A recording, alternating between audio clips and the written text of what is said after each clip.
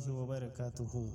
آج میں آپ لوگوں کے سامنے ایک ایسا وظیفہ پیش کر رہا ہوں جو قرض اور پریشانی سے نجات کے لیے نہایت مجرد اور ازمودہ ہے۔ یہ وظیفہ خاص طور پر قرض، معاشی تنگی اور فکروں سے نجات کے لیے ہے۔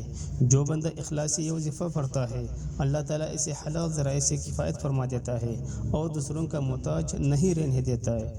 پڑھنے کا طریقہ یہ ہے: ہر فرض نماز کے بعد 3 بار اور خاص طور پر عشاء کی نماز کے بعد کم از کم 7 بار۔ بسم اللہ الرحمن الرحیم۔ اللہم اکفنی بحلالک عن حرامک واغننی بفضلک عمن سواک، بحوالہ جامع ترمذی، حدیث نمبر 3563۔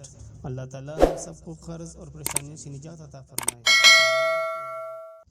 اگر آپ کو یہ وظیفہ پسند آیا ہو تو چینل کو ضرور سبسکرائب کریں اور اس ویڈیو کو اپنے دوستوں اور رشتہ داروں کے ساتھ لازمی شیئر کریں۔ مزید وظائف اور اسلامی دعاؤں کے لیے ہمارے چینل اسلام وائس ہب کے ساتھ جڑے رہیں۔